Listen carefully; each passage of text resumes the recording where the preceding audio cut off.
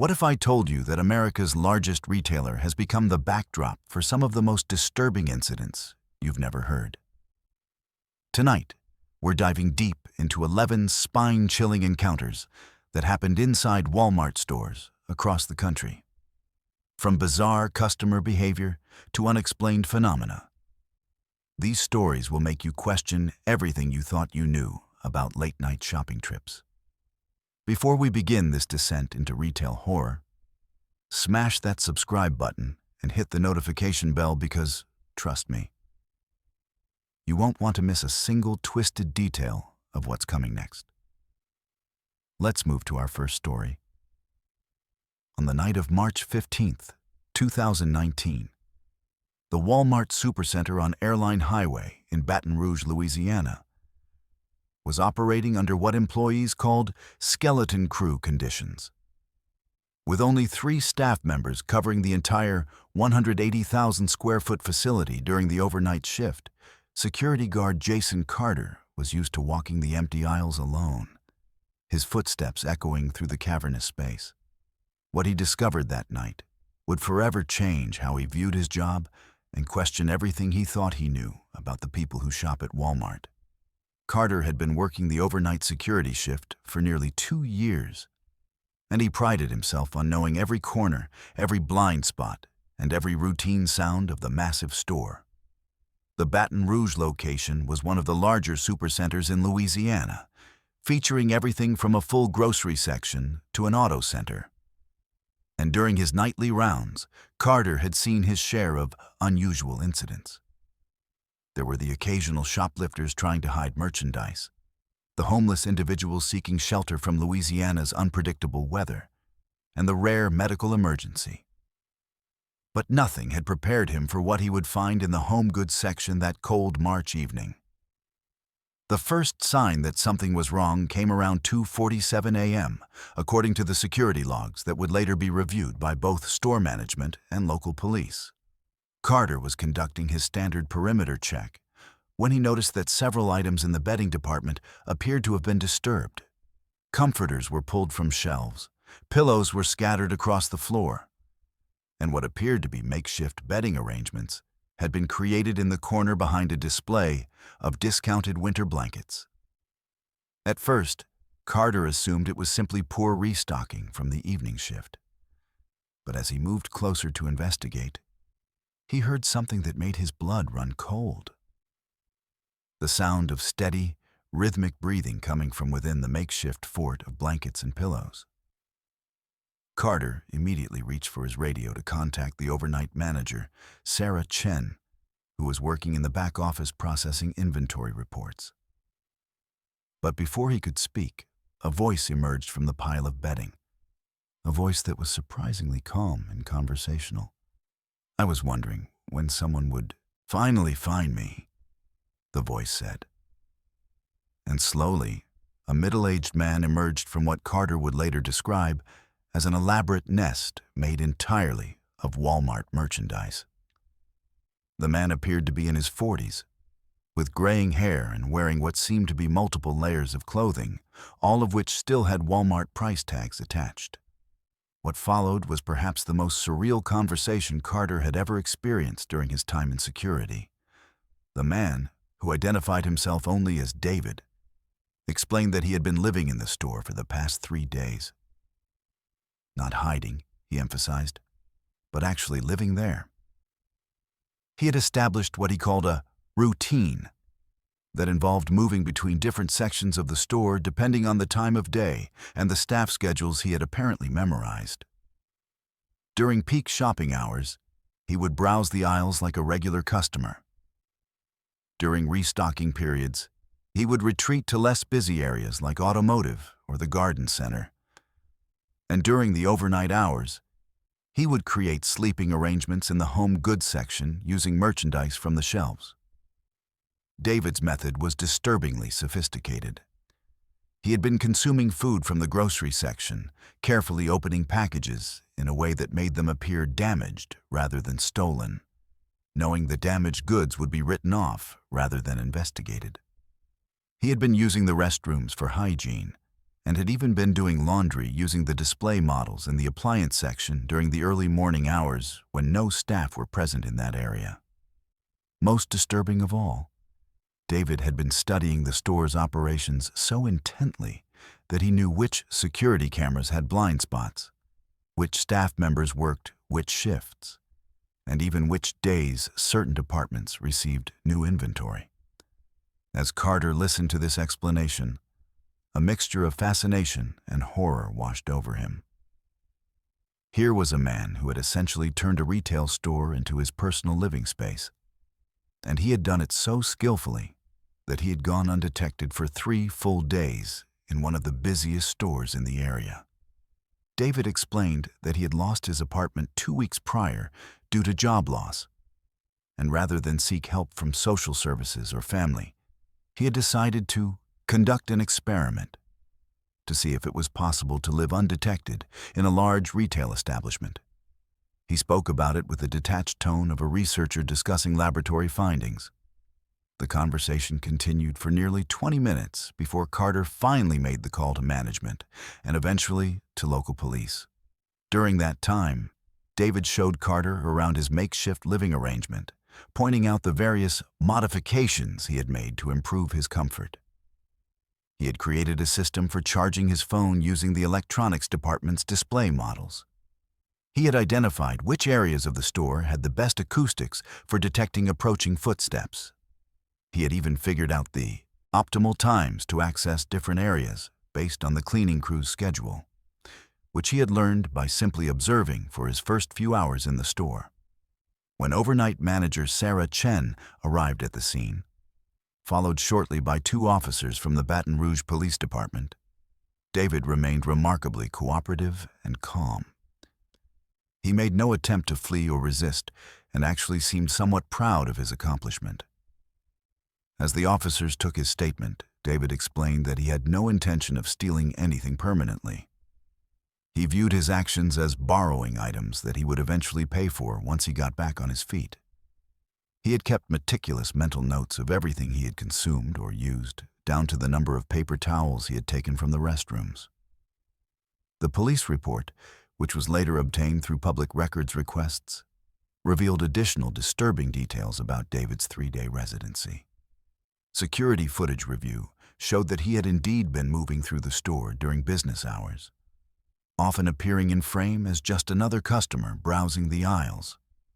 On multiple occasions, he had even interacted with other customers and staff members, offering directions to lost shoppers and engaging in casual conversation with employees. No one had suspected that this polite, well-spoken man was actually living in the store. Perhaps most unsettling was David's explanation of why he chose Walmart specifically for his experiment. He had researched the store's layout online, studied customer traffic patterns by visiting during different times of day, and had even called the store multiple times asking about operating hours and services to better understand the daily routine. He had chosen the Baton Rouge location because of its size, 24-hour operation, and the fact that it was busy enough for him to blend in, but not so busy that every corner was constantly monitored. The investigation revealed that David had been surprisingly careful about hygiene and cleanliness during his stay. He had used store merchandise to maintain personal hygiene, but had done so in a way that minimized evidence of his presence. He had been disposing of waste properly, and had even been cleaning up after himself in the areas where he spent the most time. In many ways, he had been a model resident of the space he had claimed as his temporary home. David was ultimately charged with criminal trespass and theft, though the theft charges were relatively minor, given that most of the items he had consumed were damaged goods that would have been written off anyway. He was cooperative throughout the legal process and expressed what appeared to be genuine remorse for his actions. However, what disturbed both Carter and the responding officers was David's repeated assertion that his 3-day experiment had been successful and that he had proven it was possible. The incident led to significant changes in the store's overnight security procedures.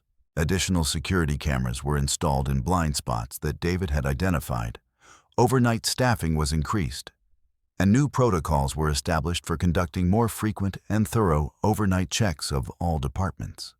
Carter, who had initially felt pride in discovering the unusual situation, later admitted that the incident had left him feeling unsettled about the vulnerabilities in retail security and the lengths to which desperate people might go to survive.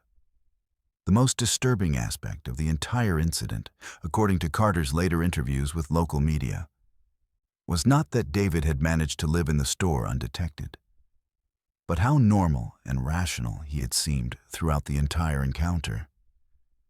This wasn't the behavior of someone experiencing a mental health crisis or someone acting irrationally out of desperation. This was someone who had methodically planned and executed a complex scheme to live rent-free in a retail establishment. And he had done it with a level of sophistication that suggested he could potentially do it again, perhaps even more successfully, with the experience he had gained. Let's move to our second story. The summer heat in Phoenix, Arizona, can be unbearable, and on the evening of August 12, 2020, Emily Parker was grateful for the air-conditioned relief of the Walmart Supercenter on 51st Avenue. What started as a routine grocery run after her evening shift at a local medical clinic would turn into one of the most terrifying experiences of her life, an encounter that would leave her questioning her own sanity and afraid to shop alone ever again. Emily had always been a practical, no-nonsense person. As a medical administrative assistant, she was used to dealing with facts, schedules, and logical sequences of events. She prided herself on being observant and detail-oriented, qualities that served her well in her professional life. But nothing in her experience had prepared her for what would unfold during what should have been a simple 30-minute shopping trip that Thursday evening around 7:30 p.m. The first thing Emily noticed was how unusually quiet the store seemed for an early evening in August. Typically, the Phoenix location would be bustling with families doing their weekly shopping. But tonight felt different. The aisles seemed longer, the fluorescent lights appeared harsher, and there was an odd quality to the ambient sound that she couldn't quite place. She grabbed a shopping cart and began her usual route through the store, starting with the produce section before moving on to the dairy and frozen foods. It was a pattern she had followed dozens of times before, efficient and methodical. As Emily made her way through the produce section, selecting tomatoes and checking the ripeness of avocados, she became aware of another shopper in her peripheral vision. Nothing unusual about that. Stores have other customers. But something about this person's movement caught her attention. They seemed to be following the same path she was taking, stopping when she stopped, moving when she moved. At first, she dismissed it as coincidence. After all, the produce section had a natural flow to it, and it made sense that two shoppers might follow similar patterns. But as Emily moved from produce to the bakery section, the feeling of being mirrored intensified. She paused to examine a loaf of bread, and out of the corner of her eye, she noticed the same figure pause at exactly the same moment, appearing to examine items on the shelf directly across from her. When she moved to check the expiration date on a package of bagels, the figure moved too, reaching for something on their side of the aisle. The timing was too precise to be coincidental. Emily's medical training had taught her to trust her observations, but she also knew that anxiety could create false patterns where none existed. She decided to test her suspicions. Instead of continuing with her normal shopping route, she deliberately took a detour down the automotive aisle, a section she never visited during grocery runs. Sure enough, within moments, she heard the distinct squeak of shopping cart wheels behind her, following the same path. Her heart rate began to increase as she turned down the health and beauty aisle. Emily pretended to study different brands of shampoo while using the reflective surface of a nail care display to observe behind her. What she saw made her blood run cold. A person of average height wearing a dark hoodie was standing approximately 20 feet behind her, also appearing to examine products on the shelf. But they weren't really looking at anything. Their head was positioned in a way that suggested they were watching her reflection in the same display she was using to watch them. The realization that this person was deliberately mirroring her movements sent a wave of panic through Emily's system. She quickly moved toward the pharmacy section, hoping to find a store employee who could help or at least provide the security of another person's presence. But as she approached the pharmacy counter, she discovered it was closed for the evening. The automated prescription pickup was still operating, but no staff were visible in the area. Emily's panic began to escalate as she realized how isolated she was despite being in a public space. The store's vast size, which usually felt convenient, now felt threatening. The wide aisles that normally made navigation easy now provided too much open space where she felt exposed and vulnerable. She decided to head toward the front of the store where the checkout lanes were located, reasoning that there would be more staff and other customers in that area. As she made her way toward the front of the store, Emily noticed that her follower was maintaining the same distance, always staying just far enough away to avoid direct confrontation, but close enough to keep her in sight. The person's movements had an eerie quality. They seemed to anticipate her direction changes before she made them, as if they had been studying her shopping patterns for longer than just this evening. When Emily reached the main aisle that ran along the front of the store, she encountered another shopper, an elderly man with a full cart who was clearly engaged in serious grocery shopping. Feeling a momentary sense of relief at the presence of another normal customer, Emily slowed her pace and pretended to check her shopping list. She watched carefully to see if her follower would continue their pattern with another person present. To her horror, the hooded figure adjusted their behavior in response to the presence of the elderly man, but didn't abandon their surveillance.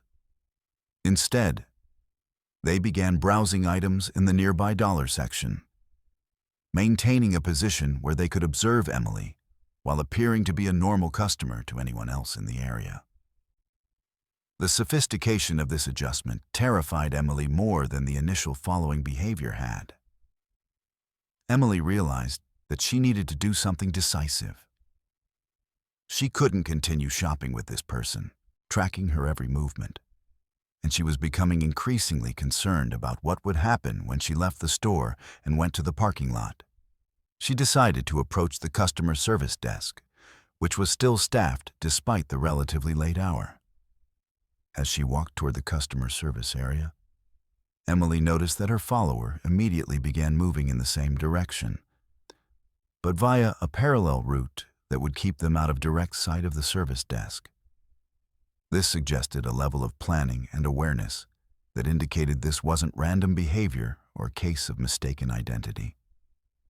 Someone was deliberately stalking her through the store with enough sophistication to avoid detection by store employees. At the customer service desk, Emily approached the young woman working behind the counter and explained her situation as calmly as possible. She described the person who had been following her and asked if security could escort her to her car. The employee, whose name tag identified her as Michelle, listened carefully and immediately called for a security guard over the store's internal communication system, while they waited for security to arrive. Michelle engaged Emily in conversation to help her stay calm, but also positioned herself so she could observe the store floor. Within a few minutes, Michelle pointed toward the electronics section and said, "Is that the person you were talking about?" Emily looked in the direction Michelle was indicating and saw the hooded figure standing near the video game display, appearing to browse but positioned in a way that provided a clear line of sight to the customer service desk. When the security guard arrived, Emily provided a detailed description of her experience and pointed out the person who had been following her. The guard, a middle-aged man named Robert, asked Emily to wait at the customer service desk while he approached the individual to investigate. Emily watched as Robert walked casually toward the electronics section, pretending to conduct a routine security check of the area. What happened next was perhaps the most disturbing part of the entire experience. The moment the security guard came within conversational distance of the hooded figure, the person immediately abandoned their cart and walked quickly toward the nearest exit. They didn't run, which would have drawn attention, but moved with purposeful speed that suggested they had planned for the possibility of being confronted. Robert followed at a distance and watched as the person exited the store and disappeared into the parking lot. He returned to report that the individual had left the premises, but not before Robert had managed to observe that the person had been carrying no merchandise and had abandoned a shopping cart that contained only a single item, a package of batteries that appeared to have been selected at random. The security investigation revealed additional disturbing details. When Robert reviewed the store's security camera footage, he discovered that Emily's stalker had been in the store for over an hour before Emily had arrived. The cameras showed the person walking through various sections of the store, but not shopping in any meaningful way. Instead, they appeared to be studying the layout, customer traffic patterns, and sight lines throughout the building. Most unsettling of all, the security footage showed that when Emily had entered the store, the hooded figure had immediately abandoned their previous activity and begun following her.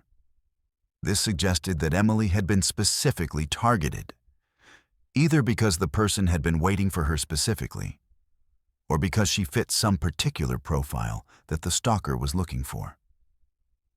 The incident was reported to the Phoenix Police Department, and Emily provided a detailed statement about her experience. However, since no actual crime had been committed, following someone in a public place is not illegal. There was limited action the police could take. They advised Emily to be aware of her surroundings, vary her shopping routine, and report any further incidents immediately.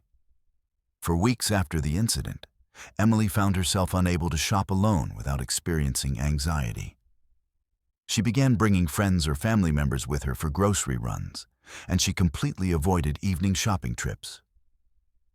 The experience had fundamentally changed her relationship with a space that had previously felt safe and routine.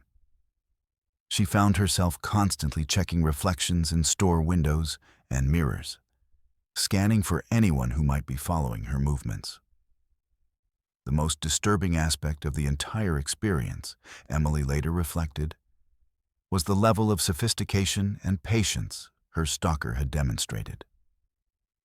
This wasn't impulsive or random behavior. It was calculated, planned, and executed with an understanding of store layouts, security blind spots, and human psychology. The person had known how to follow someone without being detected, how to adjust their behavior when circumstances changed, and how to disappear quickly when confronted. Emily never saw her stalker again, but the incident left her with profound questions about how many other people might be engaging in similar behavior without being detected, and how many other shoppers might be experiencing the same terror she had felt that evening without having the courage or opportunity to report it to security. Let's move to our third story. In the spring of 2020, when the world was gripped by pandemic panic and toilet paper had become more valuable than gold, the Walmart Supercenter on Southeast Powell Boulevard in Portland, Oregon, became the unlikely stage for what employees would later call the Great Toilet Paper Heist of 2020. What started as a routine Tuesday morning inventory check would uncover a scheme so elaborate, so audaciously planned, and so absurdly executed that it reads more like a dark comedy than a real crime. But sometimes, truth really is stranger than fiction, especially when desperation meets creativity in the most unexpected ways. Store manager Karen Mitchell had been working in retail for over 15 years, and she thought she had seen everything. She had dealt with shoplifters who tried to hide merchandise in baby strollers, customers who attempted to return clearly used items with fabricated receipts, and the occasional person who thought they could walk out with a television by simply acting like they owned it. But nothing in her extensive experience with retail crime had prepared her for what she would discover when she arrived at work on the morning of April 14, 2020, to find that the store's entire toilet paper inventory had vanished overnight. The discovery began when overnight stalker Miguel Santos reported that the paper goods aisle looked different when he arrived for his 4 a.m. shift. At first, Karen assumed it was simply a case of heavy customer demand. After all, toilet paper shortages had been making headlines for weeks, and customers were known to line up before store opening to grab whatever supplies they could find. But as Miguel's report became more detailed, Karen realized they were dealing with something far more unusual than enthusiastic early bird shoppers. According to Miguel, the entire paper goods section had been completely emptied, but not in the chaotic way that would result from a customer feeding frenzy. Instead, the shelves had been cleared with almost military precision. The products had been removed systematically, starting from the top shelves and working down, with price tags carefully peeled off and stacked in neat piles at the end of each aisle. Even more bizarre, the shelving units themselves had been wiped down and reorganized, as if someone had decided to do some spring cleaning while committing grand theft toilet paper. Karen's initial response was to check the security footage from the previous evening, expecting to find evidence of after-hours break-ins or perhaps a coordinated effort by multiple shoplifters. What she discovered instead was footage that seemed more suited to a heist movie than a routine security review. The cameras had captured a group of 4 individuals, all wearing matching Walmart employee vests and name tags, who had entered the store around 11 p.m. through the employee entrance, using what appeared to be legitimate access cards. The fake employees moved through the store with the confidence and efficiency of people who belonged there. They had shopping carts, hand trucks, and even a small motorized pallet jack that they used to transport massive quantities of toilet paper from the storage areas to a loading dock at the rear of the building. What made their performance even more convincing was their attention to detail. They followed proper safety protocols, wore the required personal protective equipment, and even took scheduled breaks in the employee break room. The security footage revealed that the group had spent nearly 6 hours in the store, from 11 p.m. to almost 5 a.m., systematically removing every single package of toilet paper, paper towels, and facial tissues from both the sales floor and the storage areas.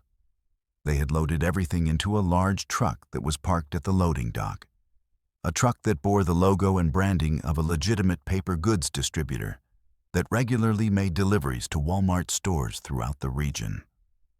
As Karen continued her investigation, she discovered that the scheme's sophistication extended far beyond simply wearing fake uniforms and using a convincing truck. The perpetrators had somehow obtained legitimate employee ID cards that allowed them access to the building's employee entrance and loading dock. They had also acquired genuine Walmart inventory scanners, which they used to properly process each item they removed, creating what appeared to be legitimate transfer records in the store's computer system. The fake transfer records showed that all the toilet paper had been relocated to other Walmart stores in the region due to inventory rebalancing requirements. The paperwork was so professional and detailed that it included proper authorization codes, manager signatures that looked authentic, and even transportation manifests that matched the truck's supposed delivery schedule. Someone had clearly done extensive research into Walmart's internal procedures and documentation requirements. Karen's growing amazement at the audacity of the scheme was matched by her professional admiration for its execution. The thieves had not only stolen thousands of dollars worth of merchandise, but they had done it in a way that initially made the theft look like a routine internal transfer. If Miguel hadn't noticed that the shelves looked different, The theft might have gone undetected for days, giving the perpetrators time to sell their stolen goods and disappear. The investigation took an even more absurd turn when Karen discovered that the fake employees had actually improved certain aspects of the store's organization during their criminal activities.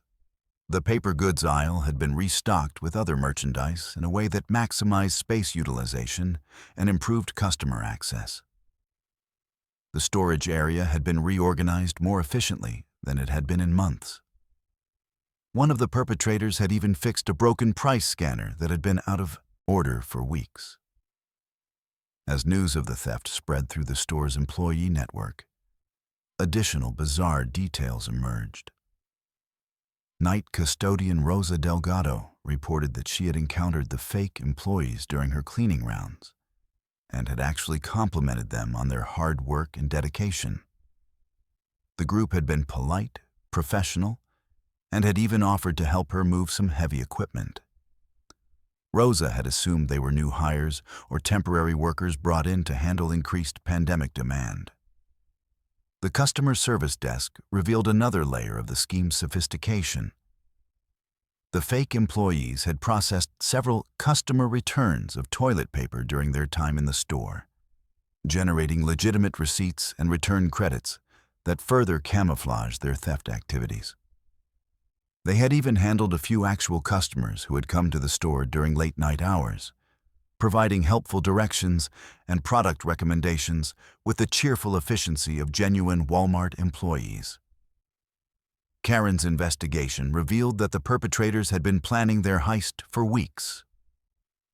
Security footage from previous evenings showed individuals who appeared to be legitimate customers conducting what now looked like reconnaissance missions.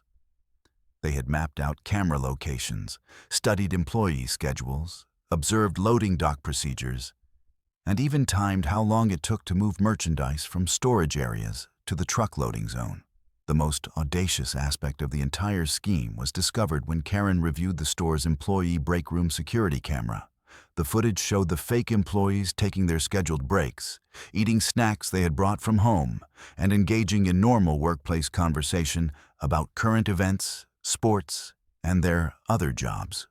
One of them had even left a positive review of the store's break room amenities on a workplace review website, praising the comfortable seating and quality coffee machine. When the Portland Police Department arrived to investigate, they found themselves dealing with a case unlike anything in their experience.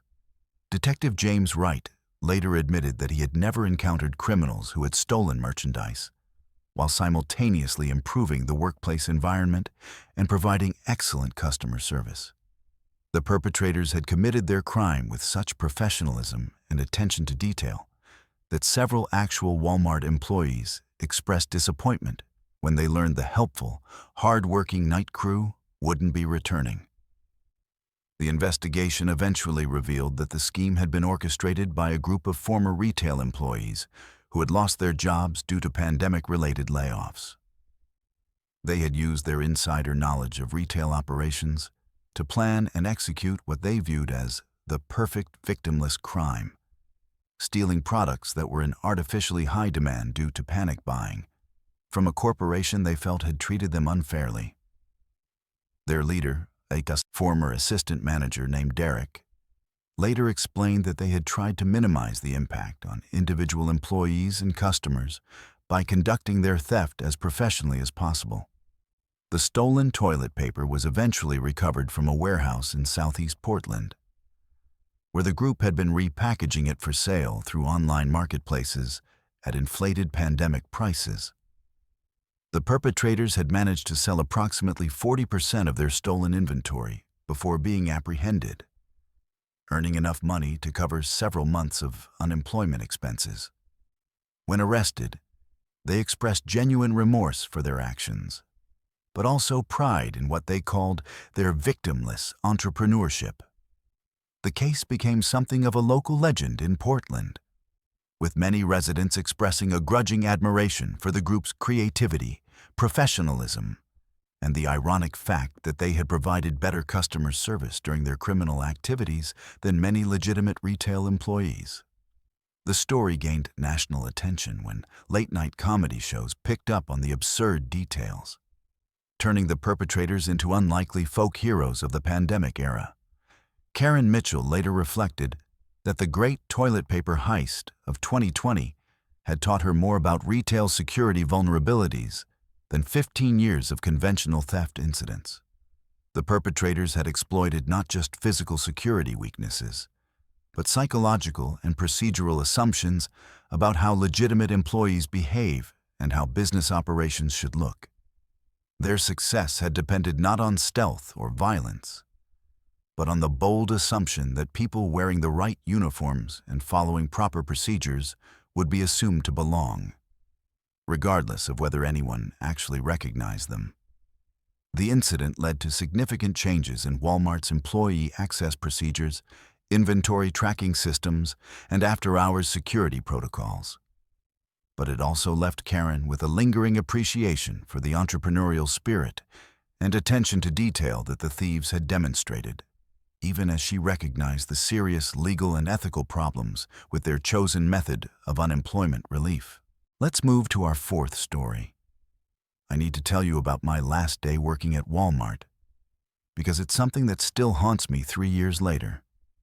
And it's something that fundamentally changed how I view corporate priorities and human dignity. My name isn't important. I've changed it since then anyway.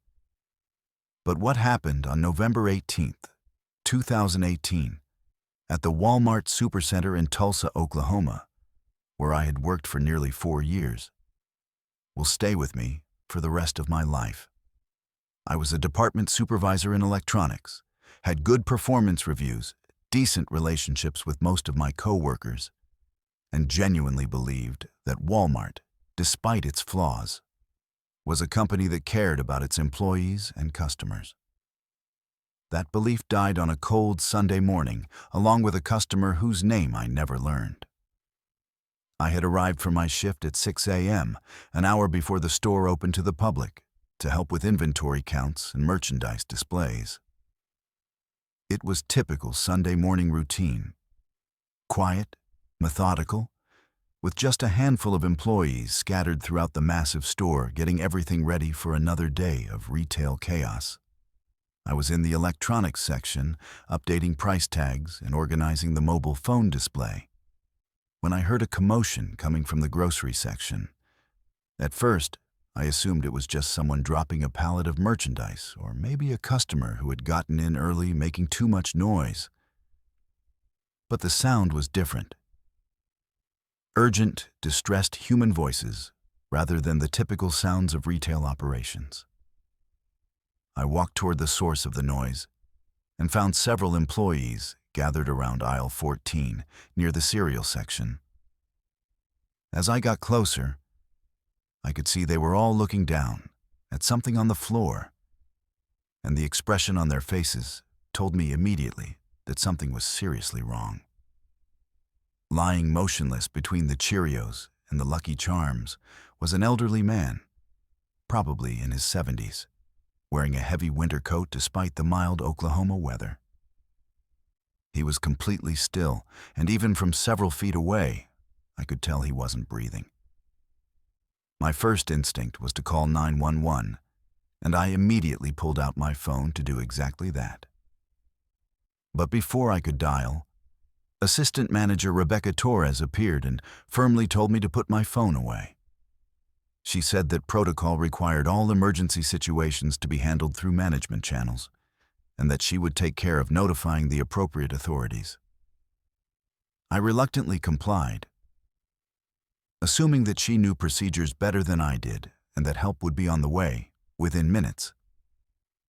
Rebecca quickly dispersed the gathered employees, sending everyone back to their departments with strict instructions not to discuss what they had seen with anyone, including other employees. She told us that the situation was under control and that we should continue with our normal opening procedures. I returned to electronics, but I couldn't concentrate on price tags and phone displays knowing that there was a dead man lying in the cereal aisle while we pretended nothing had happened. After about 20 minutes, with no sign of paramedics or police, I approached Rebecca to ask about the status of emergency services. Her response chilled me to the bone. She explained that she had contacted the store manager, district manager, and corporate loss prevention before calling 911 because we need to understand the liability implications and media exposure risks before involving outside agencies. She assured me that emergency services had been notified, but that they were taking their time responding because the situation isn't time-sensitive anymore. I couldn't believe what I was hearing. A human being had died in our store, and management's primary concern was liability and media exposure. I asked Rebecca directly whether the man had been dead when we found him, or if there was any possibility he could have been saved if we had called for help immediately. Her response was to remind me that I wasn't qualified to make medical determinations and that speculating about such matters could create legal problems for the company. As the morning progressed and the store opened to customers, the situation became even more surreal. The elderly man's body remained in aisle 14, but it had been covered with a tarp and surrounded by wet floor signs to keep customers away from the area. Shoppers were being directed around the cordoned-off section, with employees explaining that there was a maintenance issue that required temporary closure of that aisle. I watched in horror as families with children walked past, completely unaware that they were shopping just feet away from a covered corpse. The paramedics finally arrived nearly 2 hours after we had discovered the body, followed by police officers who seemed frustrated by the delay in notification. I overheard one of the officers questioning Rebecca about why there had been such a long gap between the discovery and the emergency call. Rebecca's explanation involved a lot of corporate jargon about following proper procedures and ensuring accurate information. But it was clear that the officers weren't buying it. During the investigation, I learned more details about what had happened. The elderly man, whose name was Charles Patterson, had apparently suffered a heart attack while shopping early Sunday morning. Based on the position of his body and the scattered groceries around him, it appeared that he had been reaching for something on a high shelf when he collapsed. Security footage showed that he had been lying in that aisle for at least 30 minutes before the first employee discovered him. The most heartbreaking part of the story came when Mr. Patterson's daughter arrived at the store. She had been worried when her father didn't return from his weekly grocery shopping trip and had called the store looking for him. The daughter, whose name was Susan, was devastated not just by her father's death, but by the way the situation had been handled. She couldn't understand why the store had prioritized corporate procedures over her father's dignity, or why customers had been allowed to continue shopping around his covered body. In the days following the incident, I struggled with my conscience about what I had witnessed. I knew that the delay in calling emergency services hadn't ultimately changed the outcome. Mr. Patterson was clearly beyond help when we found him, but the callousness of the corporate response, the prioritization of liability concerns over human dignity, and the way customers had been kept in the dark about what was happening in their midst bothered me profoundly. I tried to discuss my concerns with other employees, but I quickly discovered that management had made it clear that talking about the incident could result in disciplinary action or termination. Several co-workers confided that they shared my discomfort with how the situation had been handled, but they were afraid to speak up because they needed their jobs. The message from corporate was clear. Protecting the company's interests was more important than addressing employees' moral concerns. The breaking point came when I received a call from Susan Patterson, who had somehow obtained my contact information and wanted to ask me questions about how her father had been found and how long he had been lying there. She was considering legal action against Walmart and needed employee testimony about the timeline of events and management's response. I wanted to help her, But I was also terrified of losing my job and facing potential legal retaliation from Walmart's legal department. After several sleepless nights, I made the decision to provide Susan with a detailed account of everything I had witnessed. I felt that I owed it to her father's memory and to my own conscience to tell the truth about what had happened, regardless of the potential consequences for my employment. I met with Susan and her attorney and provided a sworn statement about the timeline of events, management's priorities, and the way customers had been kept unaware of the situation. The legal proceedings that followed were lengthy and complex, involving multiple depositions, document reviews, and negotiations between attorneys. Walmart's legal team worked aggressively to minimize the company's liability and to discredit employee testimony about the incident. I was subjected to intense questioning about my motivations for coming forward, my relationship with management, and my understanding of corporate policies and procedures. Throughout the legal process, I continued working at Walmart, but the environment became increasingly hostile. I was written up for minor infractions that had previously been overlooked. My schedule was changed to less desirable shifts, and I was excluded from meetings and training opportunities that would have advanced my career. It became clear that management viewed me as a traitor who had prioritized outsiders over company loyalty. The case was eventually settled out of court for an undisclosed amount, with Walmart admitting no wrongdoing but agreeing to review its emergency response procedures.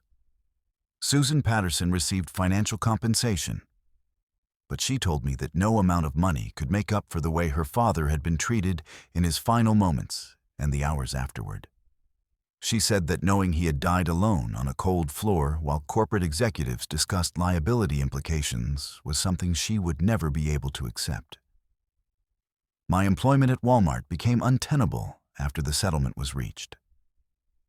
While I wasn't technically fired, I was subjected to such consistent harassment and schedule manipulation that I eventually resigned. My last day was December 15th, 2018, exactly 1 month after Charles Patterson died in aisle 14. I cleaned out my locker, turned in my name badge, and walked out of that store knowing that I would never work in retail again. The experience taught me that corporate priorities and human decency don't always align, and that sometimes doing the right thing comes with serious personal and professional costs. I lost a job that I had worked hard to build into a career, but I gained the knowledge that I had acted according to my conscience when it mattered most. Charles Patterson deserved better than he got from Walmart that day, and his daughter deserved the truth about what happened, even if that truth was uncomfortable for a multi-billion-dollar corporation. 3 years later, I still think about that Sunday morning and wonder how many other Charles Pattersons have died in retail stores while corporate executives calculated liability risks and managed media exposure. I hope that by sharing this story, I can honor his memory and maybe encourage other people to prioritize human dignity over corporate loyalty when faced with similar situations. Let's move to our fifth story.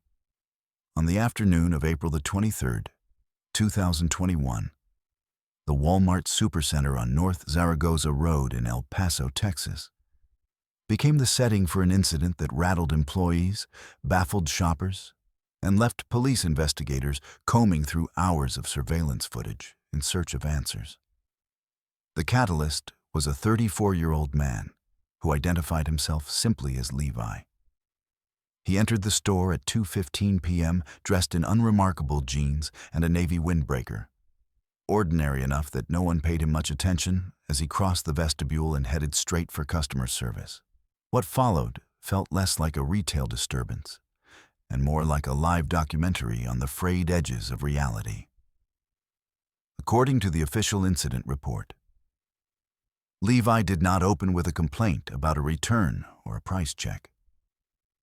Instead, he leaned across the counter and asked the startled associate whether Walmart maintained temporal merchandise protocols. When the clerk, Maria Gonzalez, replied that she had never heard of such a thing. Levi clarified that he needed authorization to return items that will not be manufactured until 2087. Gonzalez, assuming she was dealing with a prank, called for a floor supervisor. The supervisor, Sergio Delgado, arrived to find Levi calmly explaining that commerce in his era operated on a closed-loop supply chain, and that returning merchandise to 2021 was an unfortunate but necessary corrective action. Security was alerted, yet Levi's demeanor raised no immediate red flags. He was articulate, non-threatening, and spoke in measured tones. Delgado decided to observe rather than eject him. What happened over the next 45 minutes would be captured on 16 different cameras and later pieced together by investigators like a puzzling documentary reel. Levi walked the aisles systematically, offering unsolicited historical context for everyday products. In electronics, he cradled an iPhone demo model as though it were a museum relic, remarking that its silicon architecture would soon be eclipsed by carbon-based neural mesh. Several bystanders listened, half amused, half unsettled. Levi's next stop was automotive. Standing beside motor oil end caps, he warned nearby shoppers that petroleum products would be outlawed worldwide after what he termed the Great Climate Reckoning of 2045. One customer asked if he was part of a viral marketing stunt. Levi answered with what witnesses described as genuine sorrow, saying that if humanity continued to burn dead oceans, the American Southwest would become an inland archipelago of drought. His tone never rose past conversational, yet his words carried the gravity of prophecy. Store security officer Ramon Martinez, monitoring from the operations room, noted that Levi displayed none of the agitation typical of intoxicated or mentally distressed customers. Instead, he appeared to follow a personal itinerary. In the pharmacy, he approached the consultation window and quietly advised pharmacist Angela Ruiz to pull every batch of the analgesic coded XR214. Ruiz, unfamiliar with the code, asked for clarification. Levi replied that the medication would be released in 2029, prescribed widely by 2034, and recalled in 2036 after long-term kidney toxicity emerged. Ruiz filed an internal note and alerted management. Liability concerns escalated. At 3:05 p.m., Levi entered produce, the store's busiest section that day, and launched into what onlookers later described as a 5-minute future food lecture. He predicted crop yield collapse, urged families to cultivate drought-resistant gardens, and demonstrated how to examine apples for surface nanoplastics. A small crowd gathered, drawn by equal parts curiosity and discomfort. Employees debated whether to intervene. Disruption remained minimal, but the store's risk assessment protocol advised caution when a customer disseminated health or safety claims. Documentary-style reconstruction of Levi's path revealed meticulous avoidance of staff attempts to corral him. When 2 plainclothes loss prevention associates shadowed him near housewares, he adjusted course through seasonal aisles, keeping interactions public and non-confrontational. Investigators would later remark on his spatial awareness.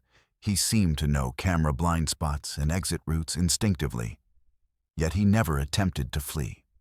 The situation shifted at 3:27 p.m., when Levi paused in front of a clearance rack of children's clothing and addressed an 8-year-old boy about synthetic fiber biohazards. The child's mother complained to management, prompting Assistant Manager Deanna Kim to make direct contact. Kim approached Levi, introduced herself, and asked if he needed medical assistance. Surveillance audio captured Levi's reply. "I need humanity's assistance, but the window is closing." He surrendered no personal identification beyond the name Levi, offered no hostile gestures, and complied when Kim asked him to wait near the Vision Center for authorities who could better address temporal concerns. El Paso police officers arrived at 3:41 p.m. Body cam footage later released under Freedom of Information requests shows a calm interaction. Levi answered standard questions, stating he had no weapons, no contraband, and no intention of theft or violence. When asked for ID, he produced none, claiming personal documentation was substrate encoded at the quantum level. Officers performed a cursory pat-down, found only a pocket notebook filled with indecipherable symbols, and escorted him to a patrol car without incident. The entire apprehension lasted under 5 minutes. Levi did not resist. The post-incident timeline features 4 threads that make this case linger in local folklore. 1. Medical evaluation. Levi underwent psychiatric assessment at University Medical Center of El Paso. Reports indicate he was lucid, cooperative, and passed a standard toxicology screen. A provisional diagnosis of delusional disorder was considered, yet physicians noted an absence of disorganization or cognitive impairment. Levi's future-centric narrative remained internally consistent, detailed, and, critically, devoid of typical grandiosity. He expressed no personal superiority, only urgency. 2. The notebook. Forensic linguists from a regional task force analyzed Levi's handwritten symbols. Patterns suggested an invented script with logical syntax, but no cipher matched known languages. Some glyphs resembled molecular diagrams, others paralleled astronomical notation. The notebook remains in an evidence vault, tagged as unsolved code. 3. Predictive statements. Within days, online forums compiled Levi's claims. A 2045 climate catastrophe, a 2029 analgesic launch, a 2036 recall, and a 2087 closed-loop economy. Skeptics dismissed them as derivative eco-futurism. Still, pharmacists quietly flagged research journals for any analgesic trials matching the code XR214. 4. Disappearance. After 72 hours of observation, Levi was transferred to a voluntary outpatient program. He attended 1 intake session, then failed to appear for follow-ups. His last verified sighting was May 2, 2021, captured on a downtown bus camera. He carried no luggage, wore the same Navy windbreaker, and vanished into city traffic. No missing person report was filed because Levi had provided no legal identity. From a documentary perspective, the Levi incident illustrates the tension between empirical reality and human receptivity to extraordinary narratives. Every eyewitness agreed on the man's calm presence and encyclopedic delivery. Nobody has explained how he avoided agitated confrontation in a bustling superstore while espousing end-of-world warnings. Walmart's official statement classified the event as a non-violent customer disturbance resolved without injuries. Yet, internal memos obtained by journalists emphasize staff confusion over whether to treat Levi as a medical risk, a security threat, or a public relations liability. Sociologists analyzing the case point out that the encounter occurred at a cultural moment primed for apocalyptic thinking, lingering pandemic anxiety, climate news saturation, and social media amplification of conspiracy content. Levi's rhetoric tapped directly into those collective fears, but with granular specificity that made employees hesitate. What if, however unlikely, he was telling the truth? That sliver of uncertainty transformed a routine customer service anomaly into a living thought experiment for everyone present. In the month that followed, scattered rumors surfaced. A truck driver claimed to have given a ride to a soft-spoken man named Levi heading east toward the Gulf Coast. a grad student in Houston reported meeting someone matching Levi's description at a public lecture on renewable energy. The man asked penetrating questions about closed carbon loops, then slipped away before the Q&A ended. None of these sightings were confirmed, and each could be chalked up to the simple human penchant for weaving myth from coincidence. Yet, for the employees at the El Paso Walmart, the memory remains visceral. Store security officer Ramon Martinez later reflected in an internal debrief that Levi caused the quietest chaos he had seen in 16 years on the job. He didn't steal a thing, didn't shout, didn't threaten anyone. But he left the whole building tilted, like reality had a hairline crack we could suddenly see. Martinez wrote. Customer service associate Maria Gonzalez, initially the first point of contact, resigned 2 months later, citing persistent anxiety that any new shopper might bring messages from timelines we can't verify. As for the Walmart corporate, the Levi episode prompted a brief revision of its unconventional behavior policy. Managers were instructed to expedite mental health outreach calls rather than routing through extended liability chains. A private training video now advises associates, if a guest claims to be from another era, treat it first as a health concern. Documentation can follow. No conclusive answer has ever emerged regarding Levi's origins. Whether he suffered from a highly systematized delusion, orchestrated an elaborate performance piece, or, as a dwindling few still whisper, truly walked the aisles from a century yet to dawn. The encounter underscores how fragile consensus reality can feel inside the fluorescent labyrinth of a big box store. One soft-spoken stranger, armed with nothing more than conviction and a pocket notebook, managed to turn an ordinary Saturday into a question mark that still hangs over North Zaragoza Road like desert heat shimmer. Visible, disorienting, and impossible to grasp. Let's move to our sixth story. The human mind has an unsettling relationship with mirrors. And nowhere is this more apparent than in retail environments where reflective surfaces are strategically placed to create the illusion of expanded space and enhanced security surveillance. But during the final week of October 2021, the Walmart Supercenter in Salem, Massachusetts, became the epicenter of a psychological phenomenon that left employees questioning their own perception and customers reporting experiences that defied rational explanation.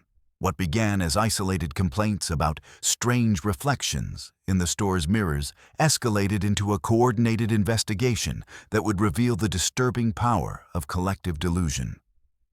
Or perhaps something far more sinister. The first incident report was filed on Monday, October 25th, when customer Rebecca Winters approached store manager Dale Harrison with what seemed like a routine complaint about defective merchandise.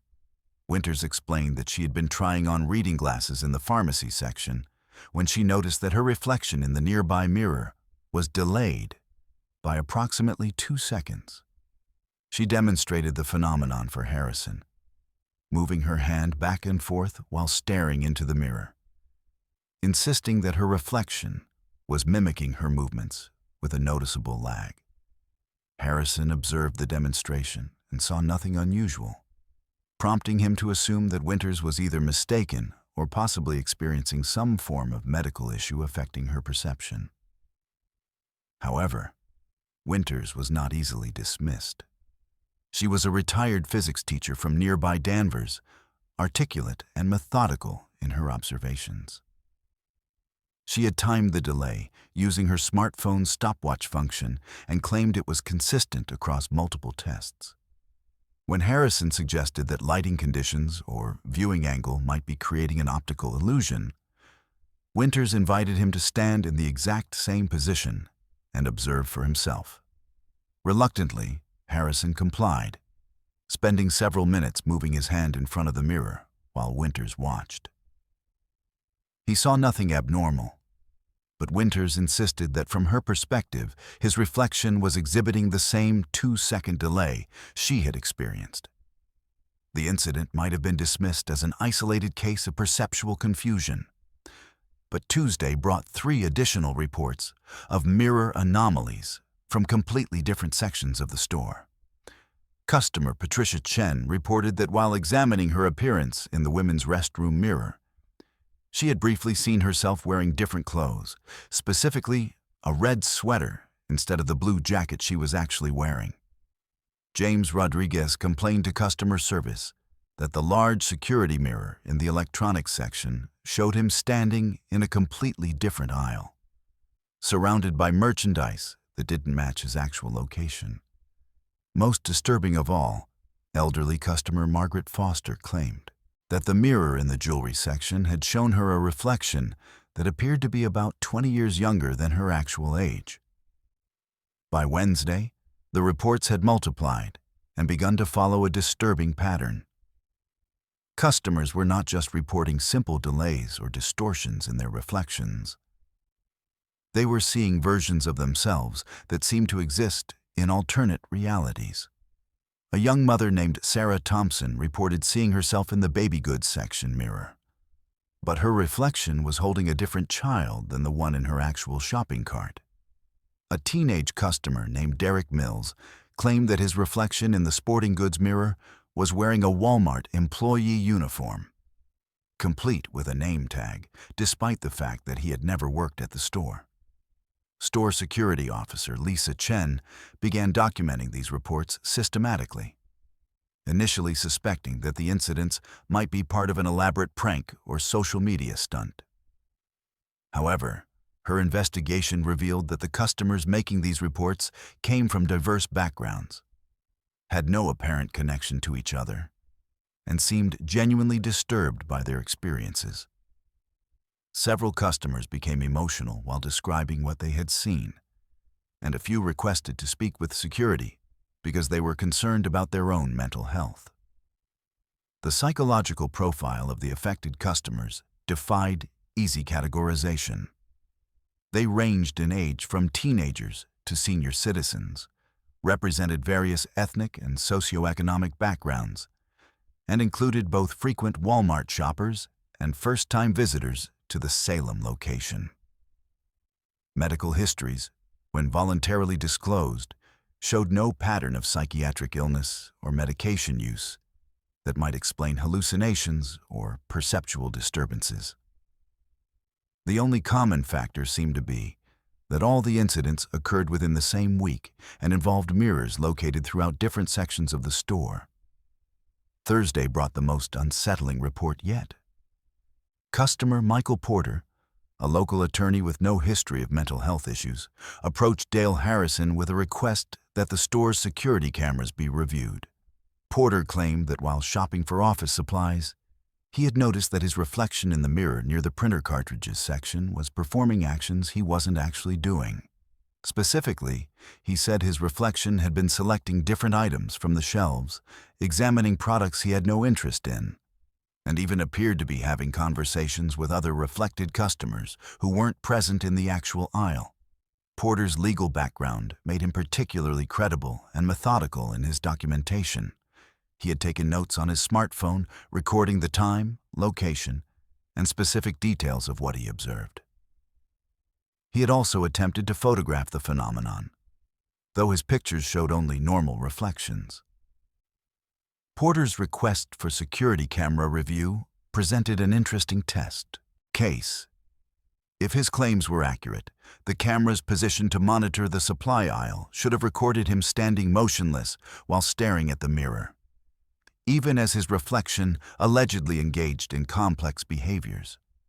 The security camera review yielded results that were both reassuring and deeply troubling. The footage clearly showed Porter standing in front of the mirror for approximately 8 minutes, occasionally moving his hand or adjusting his position, but never engaging in the elaborate behaviors he claimed to have seen in his reflection. However, the camera angle that should have captured the mirror's surface was obscured by a promotional display that had been installed earlier that week. This meant that while Porter's actual movements were recorded, there was no visual record of what the mirror itself had been displaying. By Friday, the number of reported mirror anomalies had reached 15. And Dale Harrison found himself facing a situation unlike anything in his 20-year retail management career. The reports were becoming more elaborate and disturbing. Customers claimed to see reflections of themselves shopping with different family members, working in different careers, or living in entirely different time periods. One particularly disturbing report came from a customer who claimed her reflection showed her as a young child, complete with memories of conversations and experiences from decades earlier. Harrison decided to conduct his own investigation, spending extended periods observing each of the mirrors that had been mentioned in customer reports. He found nothing unusual about the mirrors themselves. They appeared to be standard retail security and convenience mirrors, properly installed and maintained. The lighting in each area was normal, and there were no obvious environmental factors that might create optical illusions or perceptual disturbances. However, Harrison's investigation did reveal one previously unnoticed detail. All of the affected mirrors had been cleaned and recoated during the previous weekend as part of a routine maintenance schedule. The work had been performed by a contracted cleaning service that Walmart had used for several years without incident. Harrison contacted the service supervisor and learned that the crew had used a new cleaning solution that was supposed to provide enhanced clarity and anti-fog properties. The supervisor assured Harrison that the product was completely safe and had been used successfully at dozens of other retail locations. The weekend brought a temporary respite from mirror reports, possibly because customer traffic was heavier and people were less likely to spend extended periods staring at their reflections. However, the following Monday saw a resurgence of incidents, and this time they included reports from store employees who had previously been skeptical of customer claims. Cashier Amanda Rodriguez reported seeing her reflection continuing to scan items and interact with customers even when she was on break and standing away from her register. Stock clerk Tony Hernandez claimed that his reflection in the loading dock mirror appeared to be unloading completely different merchandise than what he was actually handling. The employee reports were particularly significant because they came from people who were familiar with the store environment and had no apparent motivation to fabricate experiences. These employees were also trained observers who were accustomed to monitoring their surroundings for security and safety purposes. Their reports added credibility to the customer complaints and suggested that whatever was happening was not simply a matter of suggestible shoppers being influenced by social media or local rumors. Harrison's growing concern about the situation led him to contact Walmart's corporate risk management department, which dispatched a team of specialists to investigate the phenomenon. The team included a facilities engineer, a security consultant, and a behavioral psychologist who specialized in retail environments. Their investigation focused on identifying any environmental factors that might be creating the reported experiences, including electromagnetic interference, lighting frequencies, air quality issues, or acoustic anomalies. The investigation revealed several interesting findings, though none provided a complete explanation for the reported phenomena. The new cleaning solution contained a chemical compound that could theoretically create subtle optical effects under certain lighting conditions. But controlled tests failed to reproduce the complex behaviors described by customers and employees. Air quality measurements were normal, ruling out the possibility that chemical vapors were causing hallucinations. Electromagnetic readings showed elevated levels near certain mirrors, but not significantly higher than those found in any modern retail environment with extensive electronic systems. Most intriguingly, the behavioral psychologist noted that the store's layout and lighting created what she termed psychological pressure points, where customers might be more susceptible to perceptual disturbances. The combination of fluorescent lighting, reflective surfaces, wide aisles, and constant background noise could potentially create a mild dissociative state in some individuals, making them more likely to experience unusual perceptions or false memories. The investigation concluded without identifying a definitive cause for the reported mirror anomalies. The corporate team recommended replacing all affected mirrors, improving lighting in certain areas, and implementing additional staff training on customer service protocols for unusual complaints. However, the psychological consultant's final report noted that the Salem incident represented a fascinating case study in collective perception and the power of environmental factors to influence human consciousness in retail settings. The mirror incidents ceased completely after the affected mirrors were replaced, and no similar reports have been documented at the Salem location since November 2021. However, the experience left a lasting impact on both employees and customers who had witnessed or experienced the phenomena. Several customers reported that they continued to feel uneasy around mirrors in other retail environments, and some store employees admitted to avoiding certain areas of the store during their shifts. The Salem mirror incidents remain unexplained, existing in the uncomfortable space between rational explanation and inexplicable experience that characterizes the most disturbing retail encounters. Whether the result of environmental factors, collective suggestion, or something more mysterious, they serve as a reminder that even the most mundane commercial spaces can become theaters for experiences that challenge our understanding of perception and reality. Let's move to our seventh story. This is security footage timestamp 234712, December 18th, 2020, Walmart Supercenter, North Main Street, Roswell, New Mexico.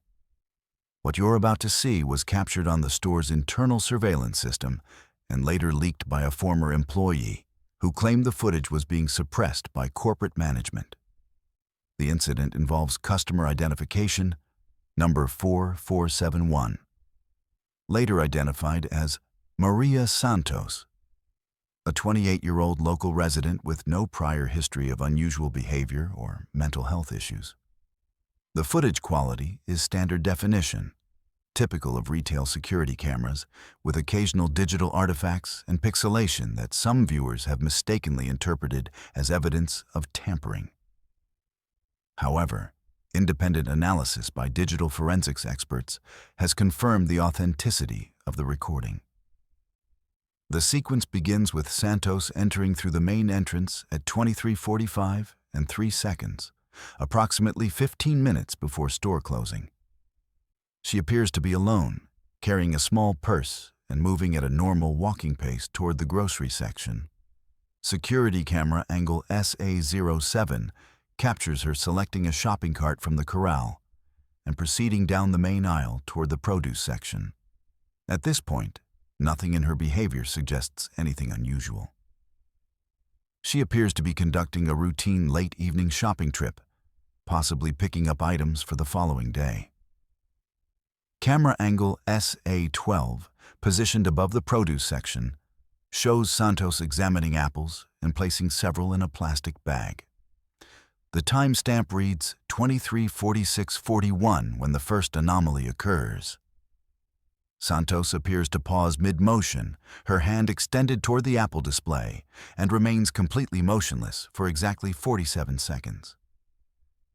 During this period, she doesn't respond to other customers walking past her, doesn't blink, and maintains the same physical position without any visible movement. The footage shows her in perfect stillness, as if someone had pressed a pause button on her personal timeline while the rest of the world continued around her. At timestamp 23:47:28, Santos suddenly resumes normal motion, continuing to select apples as if nothing had happened. She shows no awareness of the prolonged pause and proceeds to the banana display with normal shopping behavior. However, camera angle SA15, which covers the adjacent organic produce section, captures something that forensic analysts have been unable to explain. While Santos is clearly visible at the banana display in camera SA12, Camera SA-15 simultaneously shows what appears to be the same woman examining organic vegetables approximately 30 feet away. The dual appearance continues for 3 minutes and 17 seconds. Both figures move independently, select different items, and display distinct body language and shopping patterns. The Santos at the banana display moves deliberately and efficiently, while the figure in the organic section appears more hesitant, frequently pausing to read labels and compare products. Neither figure acknowledges the other's presence, despite being within clear sight lines of each other. Camera angle SA-18, positioned at the dairy section, captures the next phase of the incident at timestamp 23:51:02. Santos approaches the milk refrigerators, but instead of opening a door to select products, she walks directly through the closed glass door as if it were open air. The footage clearly shows her passing through the solid glass barrier without any visible contact or resistance. She proceeds to select items from inside the refrigerated unit while standing among the milk cartons and dairy products. From this interior position, she appears to be shopping normally, reaching for items and examining expiration dates. Meanwhile, security camera SA-21 shows the same woman simultaneously present at the frozen food section, where she appears to be having an animated conversation with someone who is not visible on the surveillance footage. Audio pickup from the nearest microphone captures fragments of what sounds like a phone conversation. But analysis reveals that Santos is not holding any communication device. The conversation includes phrases like, "Yes, I can see them now," and "The selection is much better than we expected." But no responding voice is captured on any audio channel. The most disturbing segment of the footage begins at timestamp 23:54:33, when multiple camera angles show Santos in 4 different locations simultaneously. Camera SA-07 shows her back at the entrance, apparently entering the store again. Camera SA-12 maintains visual contact with her in the produce section, where she appears to be restocking the apple display rather than shopping from it. Camera SA-18 continues to show her inside the dairy refrigerator, now apparently rearranging products on the shelves. Camera SA-25, covering the pharmacy area, captures her standing at the prescription pickup counter, engaged in what appears to be a transaction with the overnight pharmacist. Independent verification with pharmacy records later confirmed that no prescriptions were processed for Maria Santos on December 18, 2020, and the overnight pharmacist, when interviewed, had no memory of any customer interactions during the time frame shown in the footage. Security logs indicate that the pharmacy section was closed and secured during the incident, making any customer interaction impossible.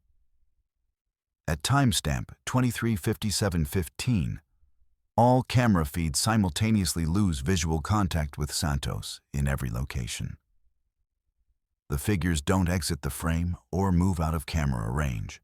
They simply vanish between one frame and the next.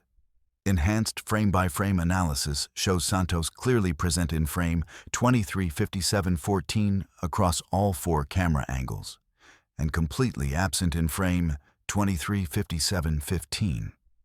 There is no motion blur, fade effect, or transitional imagery that would suggest normal movement or departure. The aftermath of the incident was captured by camera SA-03, positioned at the customer service desk. At timestamp 00247, Santos approaches the counter carrying a shopping cart full of merchandise. She proceeds through a normal checkout process with overnight cashier Dennis Kim, who later confirmed the transaction and described Santos as a pleasant, ordinary customer. The receipt, which was retained as evidence, shows the purchase of items that match the products seen being selected across the various camera angles: apples, bananas, organic vegetables, milk, and frozen foods. Kim's interview revealed additional disturbing details. He reported that Santos mentioned being impressed with the store's new layout and complimented the efficiency of the multiple shopping zones. When Kim asked for clarification, Santos explained that she appreciated being able to shop in different sections simultaneously, which she described as a time-saving innovation. Kim assumed she was referring to some kind of customer service program he wasn't familiar with and didn't pursue the topic further. Security review protocols required overnight supervisor Rachel Torres to examine any unusual footage before filing daily reports. Torres later testified that when she first viewed the surveillance recordings, she assumed there had been a technical malfunction causing multiple camera feeds to display the same customer simultaneously. However, when she attempted to correlate the footage with other security systems, including motion sensors and electronic article surveillance logs, the data confirmed that customer activity had been detected in all 4 locations at the times shown in the video recordings. Digital forensics analysis commissioned by Walmart's corporate security department concluded that the footage showed no evidence of tampering, editing, or digital manipulation. Frame authentication protocols confirmed that the video stream was continuous and unaltered. Timestamp verification matched the store's central security server logs, and metadata analysis revealed no anomalies in file creation or modification dates. The technical report stated that while the content of the footage was highly unusual, the recording itself was authentic and unmodified. The incident report filed by Torres was initially classified as a technical anomaly and forwarded to the facilities management department for investigation of potential camera malfunctions. However, when technicians conducted comprehensive testing of all surveillance equipment, they found no hardware issues, software glitches, or system errors that could account for the recorded anomalies. All cameras were functioning within normal parameters, and test recordings showed no duplication or multi-location imaging effects. Corporate security escalated the incident to Walmart's Loss Prevention Investigation Unit, which conducted extensive background checks on Maria Santos. The investigation revealed that she was a local elementary school teacher with no criminal history, no association with any groups that might attempt retail fraud or security breaches, and no technical expertise that would enable sophisticated surveillance system manipulation. Friends and family members described her as reliable, practical, and someone who would be incapable of orchestrating any kind of elaborate hoax. Santos herself was interviewed twice by loss prevention investigators.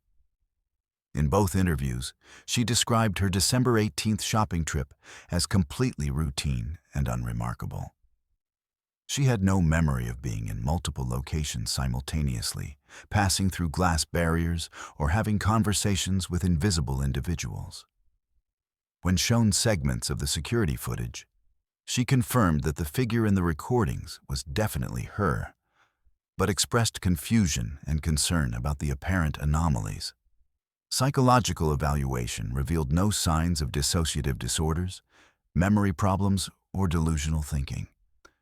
The leaked footage first appeared on social media platforms in March 2021, posted by former Walmart security technician Marcus Webb, who claimed that corporate management had ordered the incident to be classified and that employees had been instructed not to discuss the case.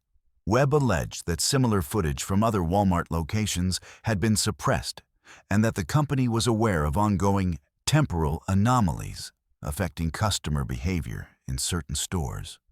Walmart's official response denied any suppression of security footage and stated that the Santos incident was an isolated technical malfunction that had been resolved through equipment upgrades. However, the company's legal department filed cease and desist orders against several websites hosting the leaked footage, citing privacy violations and proprietary security information concerns. These legal actions inadvertently increased public interest in the case and led to widespread speculation about corporate cover-ups.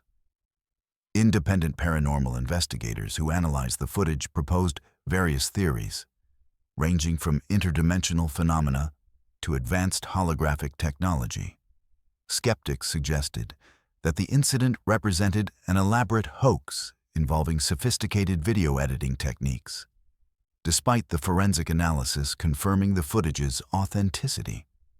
Scientists studying temporal mechanics noted that the apparent simultaneous multiple presence could theoretically result from quantum mechanical effects, though they acknowledged that such phenomena would be unprecedented at the macroscopic scale observed in the recordings. The Santos incident remains one of the most documented and thoroughly investigated cases of apparent temporal anomaly captured on surveillance footage.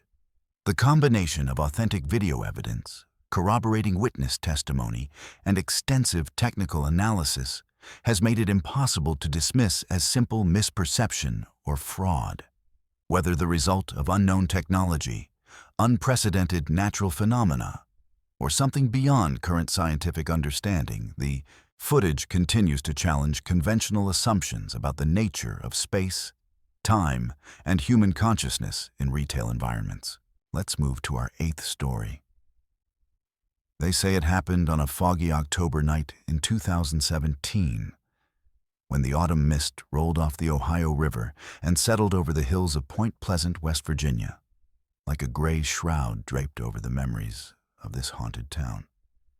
The locals will tell you that Point Pleasant has always been a place where the ordinary world grows thin, where the Mothman once cast his shadow over the Silver Bridge, and where strange disappearances have punctuated the town's history like dark punctuation marks in an unfinished story. But what allegedly happened at the Walmart Supercenter on State Route 2 that October evening has become the stuff of whispered legend, passed down through online forums and late-night conversations in dimly lit diners. According to the story that has taken root in local folklore, a woman named Catherine Mills entered the store sometime around 9:30 p.m. on October 13th, 2017.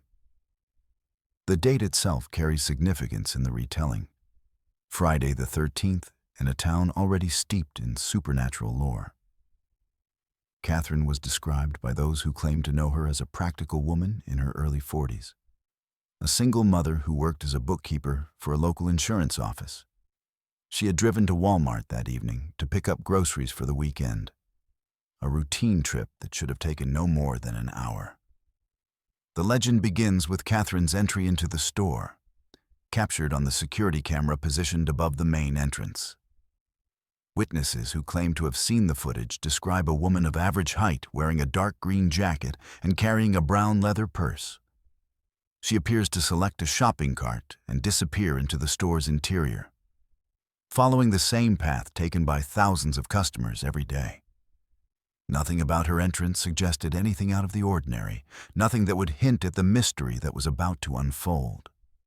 Store employees from that shift, or at least people claiming to be store employees from that shift, have contributed to the growing legend over the years.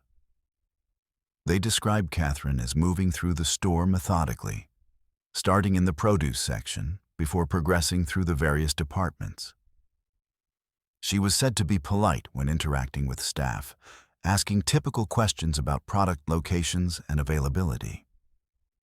Several alleged witnesses remembered her asking about the store's closing time, as if she was concerned about completing her shopping before the 11 p.m. cutoff.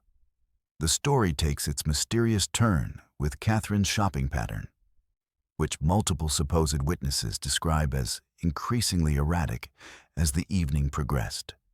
She was allegedly seen revisiting the same aisles multiple times, not as if she had forgotten something, but as if she was searching for items that should have been there, but weren't. Employees claimed she asked about products that the store had never carried, brands that didn't exist, and department layouts that didn't match the actual store configuration. According to the legend, Catherine's behavior became more concerning as the night wore on. She was reportedly seen standing motionless in various aisles for extended periods, staring at empty spaces on shelves as if she could see merchandise that others couldn't. When approached by employees offering assistance, she would politely decline and continue her increasingly aimless wandering through the store. Some versions of the story claim that she was having quiet conversations with people who weren't there, though she was never observed using a phone or any other communication device. The mystery deepened as closing time approached. Store employees conducting their final rounds reported that Catherine was still in the building, but her exact location seemed to shift every time someone went to look for her.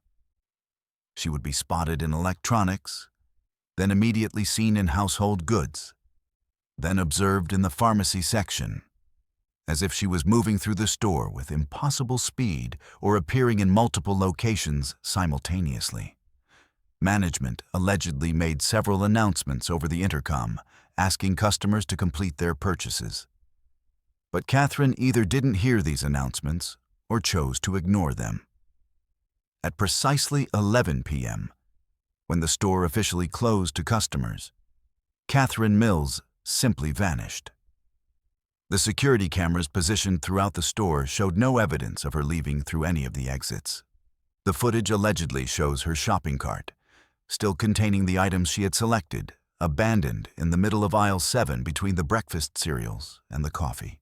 Her brown leather purse was found on the floor nearby, containing her driver's license, credit cards, and the shopping list she had written earlier that evening. The search for Catherine became the most dramatic element of the legend. Store management supposedly contacted local police, who arrived to conduct a thorough search of the premises. Every aisle, every storage room, every possible hiding place was systematically examined. The building was locked down completely, with officers stationed at all exits to ensure that Catherine couldn't leave undetected. Security cameras were reviewed frame by frame, showing Catherine's movements throughout the evening but providing no explanation for her sudden disappearance. Outside the store, Catherine's car remained in the parking lot exactly where she had left it. The 2015 Honda Civic was unlocked, with her keys still in the ignition and her cell phone lying on the passenger seat. The phone showed no recent calls or text messages that might explain her disappearance. Her shopping list, found both in her purse and photographed on her phone, contained ordinary grocery items: milk, bread, eggs, coffee, and various household supplies. Nothing on the list suggested any unusual purpose for her visit to the store. The police investigation, according to the various versions of the story, continued for several days. Catherine's apartment was searched, revealing no signs of struggle or evidence that she had planned to disappear. Her job performance had been excellent, her finances were stable, and she had no known personal problems that might motivate a voluntary disappearance. Friends and family described her as reliable and responsible, someone who would never simply vanish without explanation, especially leaving her car and personal belongings behind. As the days turned into weeks, the Catherine Mills case allegedly became a source of endless speculation and conspiracy theories. Some versions of the legend suggest that she had discovered something in the store that she wasn't supposed to see, leading to her removal by unknown parties. Others propose that she had somehow slipped into a parallel dimension or alternate timeline, explaining her apparent ability to be in multiple locations simultaneously before her disappearance. The supernatural interpretations of the story draw connections to Point Pleasant's history of unexplained phenomena. Local paranormal enthusiasts note that the Walmart was built on land that had once been part of the McClintock Wildlife Management Area, where numerous Mothman sightings had been reported in the 1960s. They suggest that the area retains some kind of supernatural energy that occasionally manifests in mysterious disappearances and unexplained events. Skeptical voices in the community have proposed more mundane explanations for the legend. They suggest that Catherine Mills might have left the store through a service entrance or emergency exit that wasn't properly monitored, then returned later to retrieve her car under cover of darkness. Others propose that the entire story is an urban legend that has grown in the telling, with each retelling adding new details and supernatural elements to what might have been a simple case of a confused or disoriented customer leaving the store unnoticed. The truth about Catherine Mills has become impossible to separate from the legend that has grown around her alleged disappearance. Various online forums dedicated to unexplained phenomena have compiled hundreds of posts from people claiming to have inside knowledge of the case. But none of these accounts can be verified. Some claim to be former Walmart employees who witnessed the events firsthand, while others profess to be police officers who participated in the investigation. Attempts to verify the basic facts of the story have proven frustratingly inconclusive. Point Pleasant police records from October 2017 contain no reports matching the details of Catherine Mills's alleged disappearance. The Walmart Corporation has never acknowledged any incident involving a missing customer at the Point Pleasant location. Local newspapers from that time period contain no articles about a mysterious disappearance at the store. However, the absence of official documentation hasn't diminished the story's hold on the local imagination. The Salem legend of Catherine Mills has become part of Point Pleasant's ongoing relationship with the unexplained, joining the Mothman and the Silver Bridge collapse in the town's catalog of mysterious events. Visitors to the area often ask locals about the Walmart disappearance, and some make pilgrimages to the store, hoping to experience supernatural phenomena themselves. The Catherine Mills legend serves multiple functions in the modern folklore of Point Pleasant. It provides a contemporary supernatural narrative that connects the town's past mysteries to its present reality. It transforms an ordinary commercial space into a site of potential wonder and terror. Most importantly, it preserves the community's identity as a place where the impossible might happen, where the boundaries between the known and unknown remain perpetually blurred. Whether Catherine Mills ever existed, whether she disappeared from a Walmart in Point Pleasant, or whether her story represents the collective, unconscious fears about vanishing into the anonymous spaces of modern consumer culture, the legend continues to evolve. New details are added with each telling, new witnesses emerge from the shadows of memory, and new theories attempt to explain what might have happened on that foggy October night when, they say, one woman walked into a store and simply ceased to exist. The story endures because it taps into fundamental anxieties about identity, surveillance, and the possibility of disappearing without trace in a world that claims to watch and record everything. In the fluorescent-lit aisles of a big box store, surrounded by security cameras and electronic monitoring systems, Catherine Mills allegedly proved that it's still possible to vanish completely, leaving behind only questions and a legend that grows stronger with each retelling. Let's move to our 9th story. I need to tell you about what happened at the Walmart in Bakersfield, California, because I was there that night. And what I witnessed challenges everything I thought I knew about human behavior and the thin line between normalcy and madness. My name is Jake Martinez, and I worked overnight stock crew at the Supercenter on Ming Avenue for 3 years before I quit after this incident. I'm talking to you now because I can't keep carrying this alone, and maybe someone out there can help me understand what we all saw on June 4th, 2019. I want to start by saying that I'm not the kind of person who believes in supernatural nonsense or conspiracy theories. I'm a practical guy who worked a practical job, moving boxes and restocking shelves to help pay for community college. The overnight shift attracted a certain type of worker. People who needed the hours, who preferred working when the store was quiet, who found peace in the rhythmic work of inventory and organization. It was honest work. And despite what people think about Walmart, most of my co-workers were decent people just trying to make ends meet. That Tuesday night started like any other. Our crew consisted of 6 people.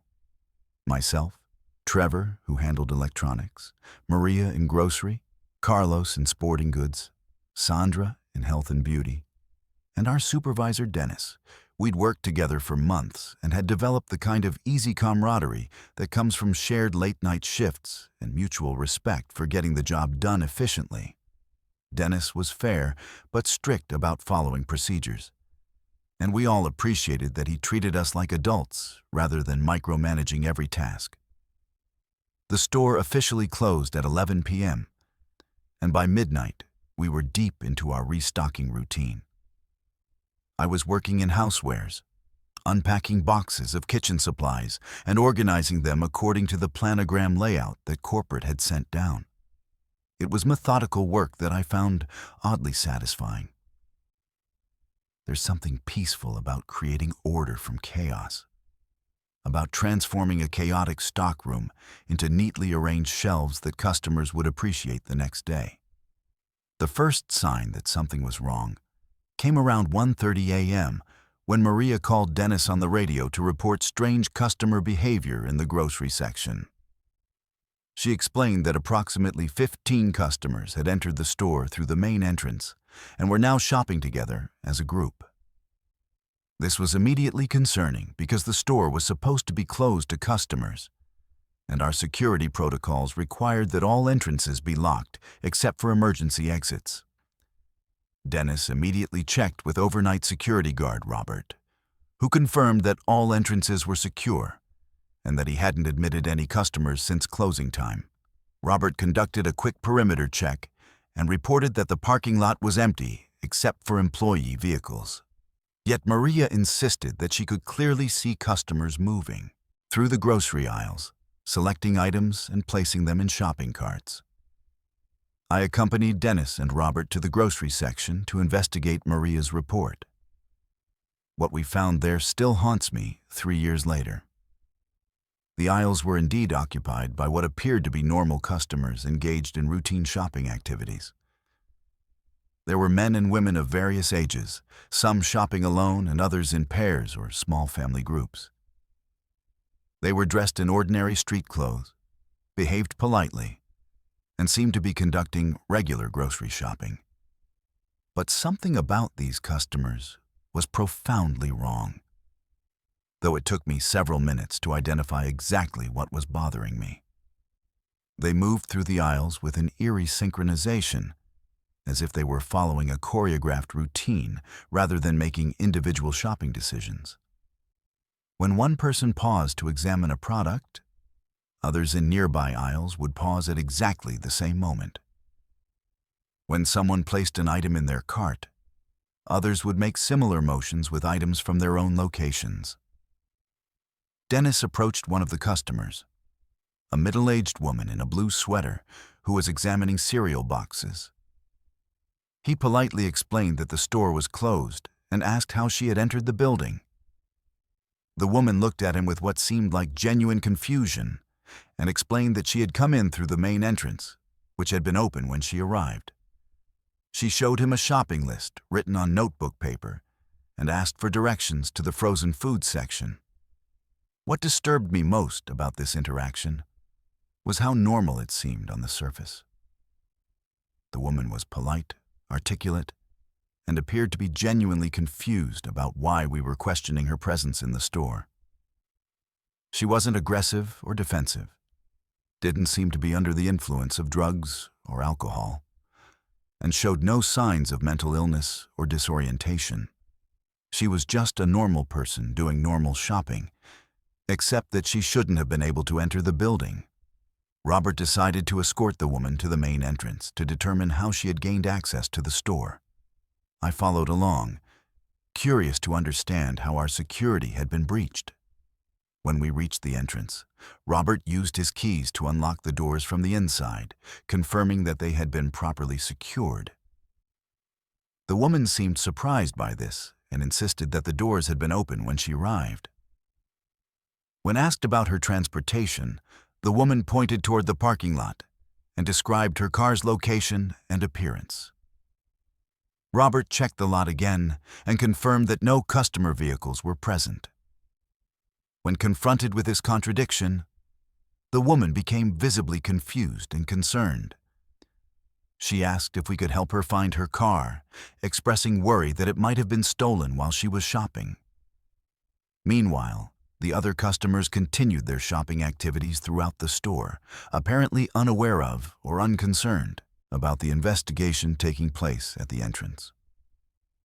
Trevor reported similar customer presence in electronics, where people were examining televisions and cell phones with the same synchronized behavior we had observed in grocery.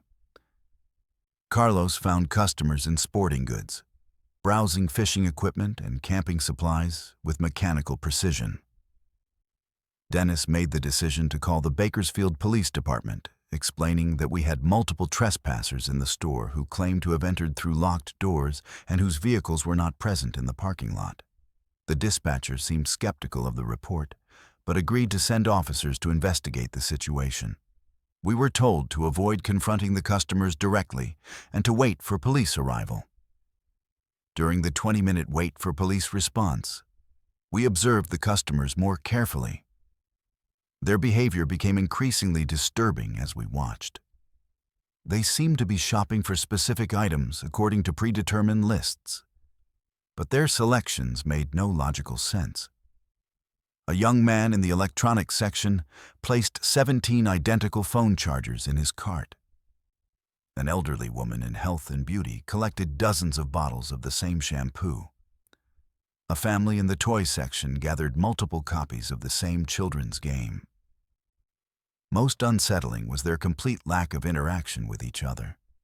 Despite shopping in close proximity, the customers never spoke to each other, never acknowledged each other's presence, and never displayed any of the normal social behaviors you'd expect in a crowded store. They moved around each other with fluid precision, as if they were following invisible traffic patterns that kept them from colliding or interfering with each other's activities. When the police officers arrived, we led them through the store to observe the customers and explain the security concerns. The officers were initially skeptical, suggesting that we might have forgotten to lock certain entrances or that the customers might be legitimate shoppers who had entered before closing time. However, their attitudes changed quickly when they attempted to interact with the customers directly. Officer Jennifer Walsh approached a man in the pharmacy section who was collecting large quantities of over-the-counter medications. When she identified herself as police and asked for identification, the man looked at her with the same confused expression we had seen earlier. He explained that he was shopping for his family's medical supplies and asked if there was a problem with the products he had selected. When asked for his driver's license, he reached into his wallet and handed her what appeared to be a blank piece of paper. The second officer, Michael Torres, had a similar experience with a woman in the grocery section who was filling her cart with canned goods. When asked about her method of payment, she presented what looked like play money, colorful paper rectangles that resembled children's toy currency rather than legitimate bills or credit cards. She seemed genuinely confused when Officer Torres explained that this wasn't acceptable payment for merchandise. As the police investigation continued, the customers' behavior became even more bizarre. They began checking out at the self-service stations, scanning their items and inserting their play money into the machines as if conducting normal transactions.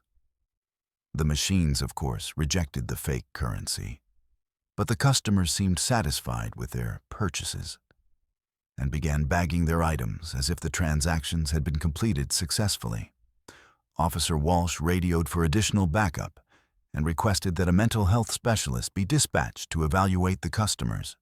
She explained that while the individuals weren't displaying aggressive behavior or posing immediate threats, their collective delusion about conducting legitimate shopping transactions suggested some form of group psychological episode that required professional assessment. The situation reached its climax around 3:15 a.m.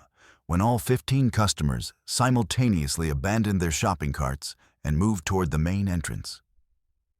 They walked in single file, maintaining the same synchronized behavior we had observed throughout the evening. When they reached the locked doors, they stood patiently, as if waiting for someone to open them. Officer Torres unlocked the doors, and the customers filed out into the parking lot, where they dispersed in different directions, disappeared into the darkness. The aftermath of this incident left our entire crew shaken and confused. Police reports documented the unusual customer behavior, but offered no explanation for how the individuals had entered the secure building or where they had gone after leaving. Security camera review showed the customers moving through the store exactly as we had observed, but provided no footage of their entrance or exit from the building. Store management conducted a thorough investigation of our security procedures and found no breaches or equipment malfunctions that could explain the incident. Corporate security specialists reviewed the case and recommended additional training and protocol updates, but acknowledged that the circumstances were unprecedented in their experience. I quit my job at Walmart 2 weeks later, not because I was afraid to work there, but because I couldn't reconcile what I had witnessed with my understanding of reality. The incident forced me to question basic assumptions about consciousness, reality, and the nature of human behavior that I'm still struggling with 3 years later. I share this story not because I expect anyone to believe it, but because I hope someone out there might have experienced something similar and can help me understand what we all witnessed that night in Bakersfield. Let's move to our 10th story. What if I told you that the strange incidents we've been exploring across various Walmart stores aren't isolated events, but part of a larger pattern, one orchestrated by forces beyond ordinary observation? Between 2016 and 2022, a series of inexplicable occurrences documented at Walmart supercenters nationwide has led some investigators and insiders to propose a chilling theory. These incidents may be the visible effects of a covert experimental program testing human behavioral responses on a vast scale. Consider the evidence we've already examined. A man living undetected in a Louisiana store for 3 days, demonstrating sophisticated knowledge of operational patterns. A customer in Phoenix being stalked through precise mirroring behavior that suggested advanced surveillance techniques. An elaborate toilet paper heist in Portland executed with military precision and insider knowledge. A worker in Tulsa discovering corporate priorities that placed liability assessment above human dignity. A time traveler in El Paso displaying uncanny knowledge of future events and local infrastructure. Mirror anomalies in Salem that defied conventional physics. Surveillance footage in Roswell showing simultaneous multiple presence. A disappearance in Point Pleasant that left no trace despite comprehensive security systems. Synchronized customers in Bakersfield behaving like programmed entities rather than individual human beings. When viewed as isolated incidents, these events seem like random manifestations of human eccentricity, mental health crises, or technological glitches.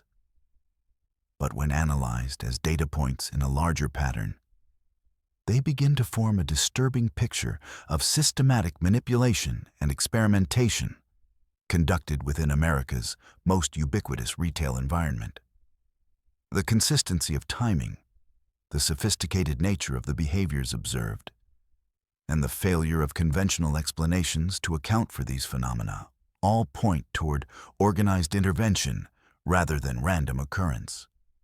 According to documents allegedly leaked by former Walmart corporate employees, the company has been participating in a classified research program designed to test the limits of human perception, behavior modification, and social control within controlled commercial environments.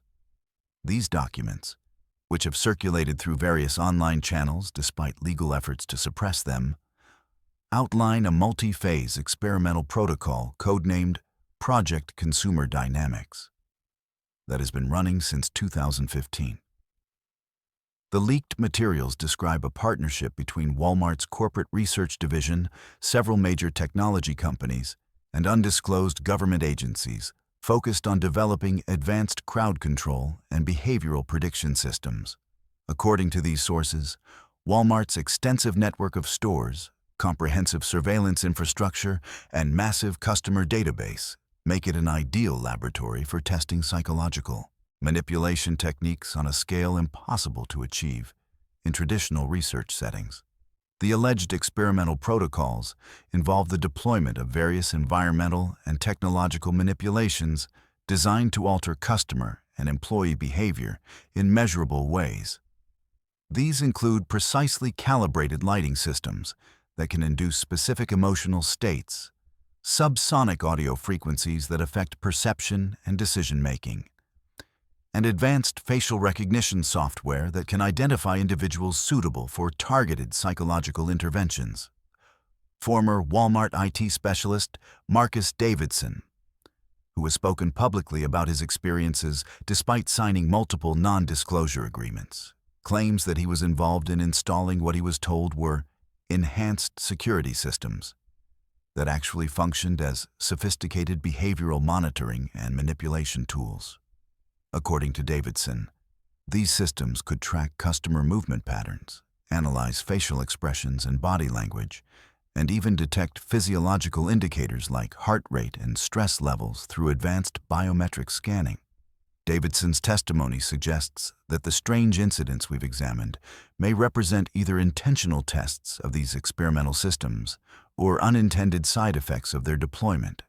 He describes witnessing command centers where technicians monitored multiple store locations simultaneously, adjusting environmental parameters and tracking the behavioral responses of specific individuals who had been selected for observation, based on psychological profiles generated by artificial intelligence algorithms. The selection criteria for experimental subjects, according to leaked documentation, prioritize individuals who display certain personality traits that make them susceptible to environmental manipulation. These include high suggestibility, social isolation, financial stress, and specific neurological markers that can be detected through behavioral analysis. The goal, apparently, is to develop techniques for influencing human behavior that could be deployed in various contexts beyond retail environments. Several whistleblowers have emerged over the years, each providing pieces of what appears to be a larger puzzle. Dr. Sarah Chen, a former behavioral psychologist who claims to have consulted for the program, describes experiments designed to test reality distortion protocols that could make individuals question their own perceptions and memories. These tests allegedly involved sophisticated holographic technology, electromagnetic field manipulation, and pharmaceutical agents dispersed through air handling systems.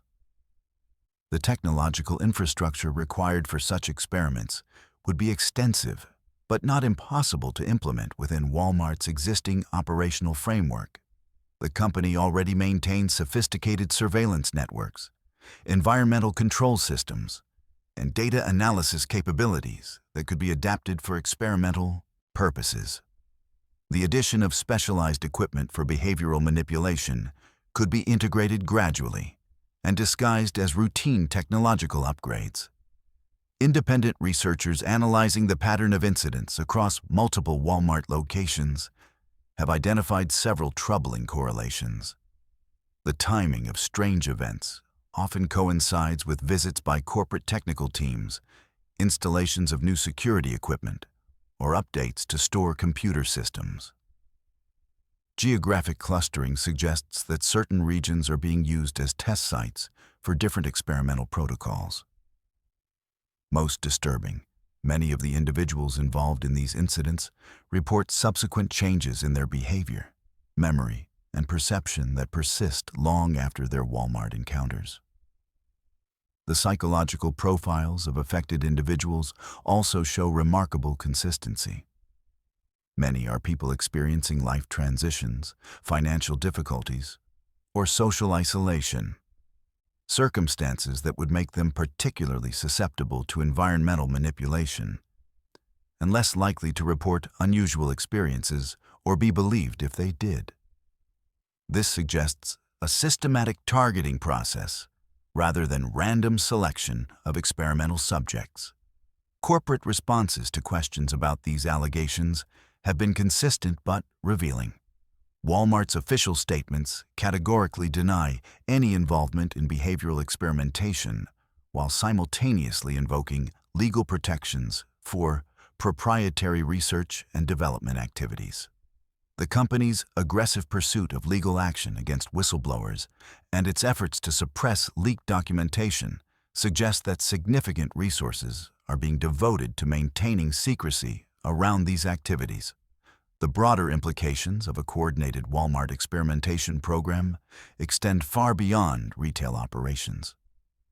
If a major corporation can successfully deploy advanced behavioral manipulation techniques within commercial environments, the potential applications for political control, social engineering, and mass persuasion become virtually limitless.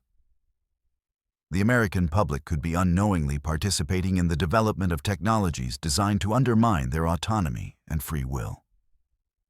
Moreover, the success of such a program would demonstrate that large-scale human experimentation can be conducted in plain sight, disguised as normal commercial activities and protected by corporate secrecy and legal intimidation. This would represent a fundamental violation of ethical research principles and informed consent requirements that have governed human experimentation since the post-World War II establishment of international research ethics standards. The evidence supporting the Walmart experimentation theory remains largely circumstantial, consisting of leaked documents of questionable authenticity, anonymous whistleblower testimony, and patterns that could be explained by coincidence or confirmation bias. However, the consistency and sophistication of the reported phenomena, combined with the documented history of corporate and government involvement in unethical human experimentation, make these allegations impossible to dismiss entirely. As we've seen throughout these stories, the line between ordinary retail experience and extraordinary psychological manipulation may be thinner than most people realize. Whether these incidents represent the visible effects of a coordinated experimental program, or simply the strange accidents that occur when millions of people interact within artificial commercial environments on a daily basis, they serve as a reminder that our most mundane activities may be far from mundane in their implications for human consciousness and social control.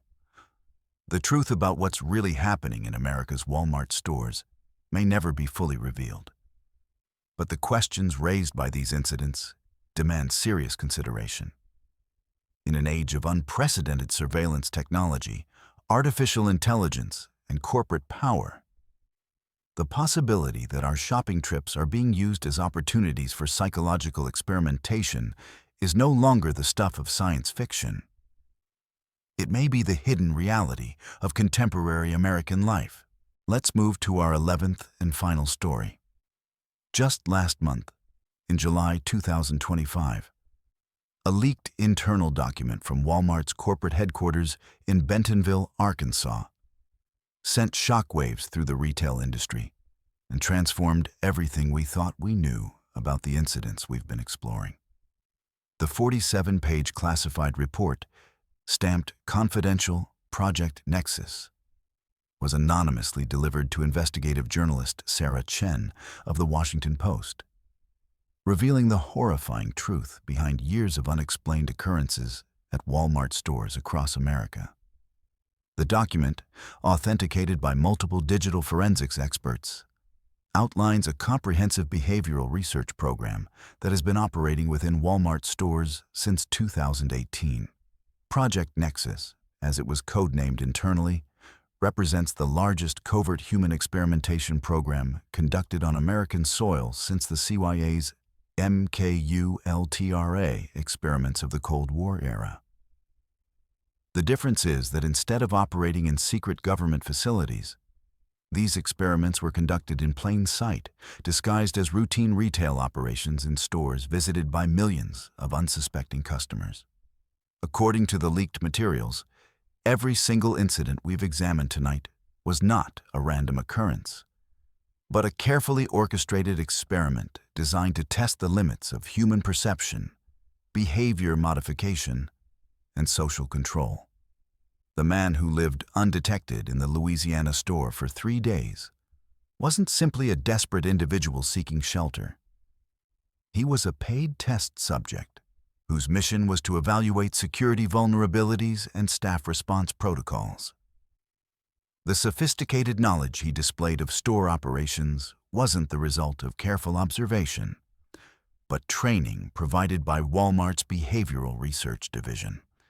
The Phoenix stalking incident was revealed to be a test of mirror psychology techniques, where trained operatives were instructed to mimic customer movements, to study stress responses and decision-making under perceived threat conditions.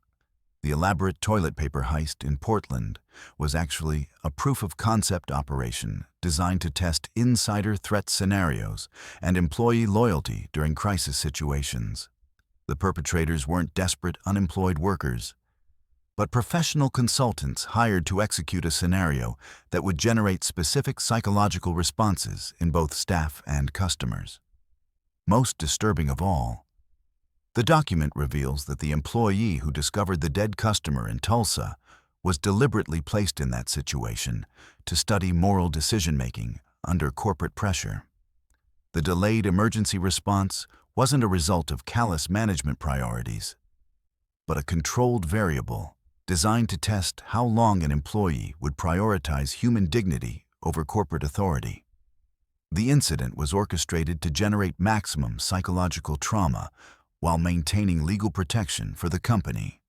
The leaked materials contain detailed profiles of every individual involved in these incidents, including psychological assessments, financial histories, and predictive behavioral models that were used to select them as experimental subjects. The selection criteria prioritized people who were socially isolated, financially vulnerable, or experiencing personal crises that would make them less likely to report unusual experiences or be believed if they did speak out. Project Nexus operated through a network of specialized contractors, academic researchers, and government agencies that provided both funding and technological support.